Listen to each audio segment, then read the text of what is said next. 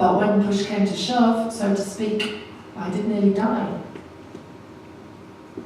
And if I'd have had a home birth, I wouldn't be standing in this mirrored box now telling you about it, that's for sure.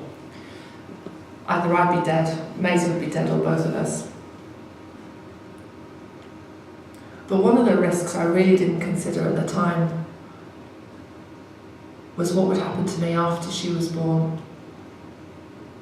And that's, I guess, the biggest risk of all. And maybe because I did nearly die, that's why I wrap her up in cotton wool a little bit. So it got me thinking about risk yesterday quite a lot. And I suppose it's made me reconsider risk and what I want to do with it, because I've got to write something about risk. I've been putting it off for ages. But I've got to write something about risk. And I'm going to ask other people to write things about risk as well. Risk in performance.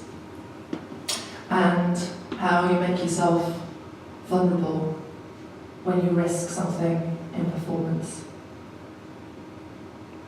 And what can be gained from that. And at the end of the day yesterday, there were two young men from Hare Hills and Chapeltown, and they did some performance poetry which ended the conference. And they're part of Leeds Young Authors, and they were amazing. And they talked about the risks they faced when they joined that project, because they were young men growing up in an underprivileged part of Leeds doing poetry. And the one guy was from West Indian background, and he said that when he started doing performance poetry, it allowed him to explore his sexuality in performance, in front of his friends, in front of his family, and that was a major deal for him because he had to make himself vulnerable, because revealing himself as gay in front of his community was a fairly major event.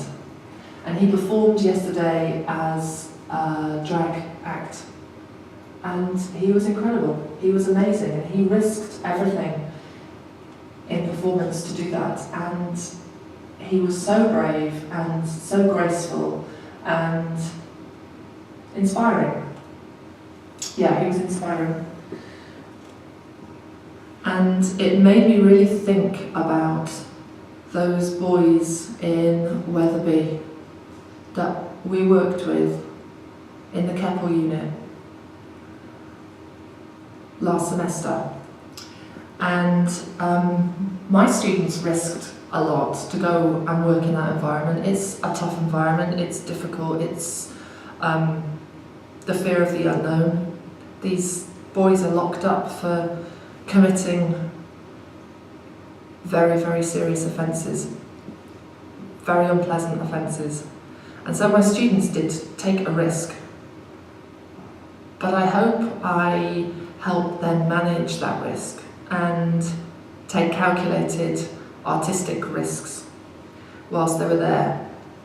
But the biggest risk of all, I think, during that project was those young men standing up, performing in front of their peers. It was an incredible act of bravery. And whatever you think about them and what they've done, they made themselves vulnerable in front of an audience, in front of a tough audience, in front of an audience that were baying and laughing and sniggering, and in front of screws, and in front of psychologists who were watching their every move, and in front of me, in front of their teachers, in front of each other.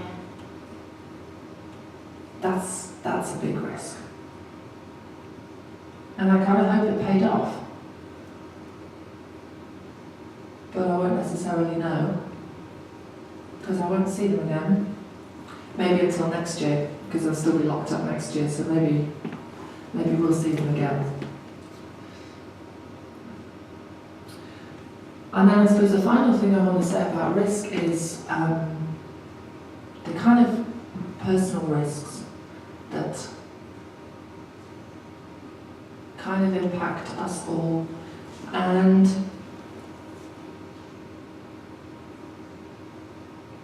what can be gained from taking a risk on a person.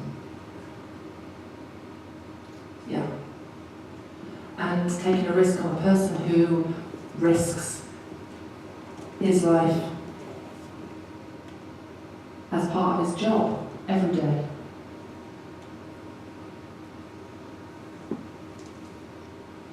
Yeah, so my relationship with risk is kind of interesting, and I've never considered myself particularly inclined to risk take. But now, looking back,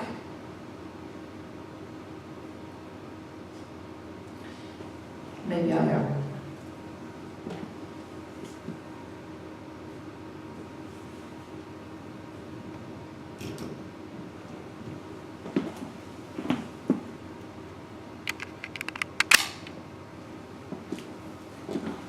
So I'm going to stop talking to the camera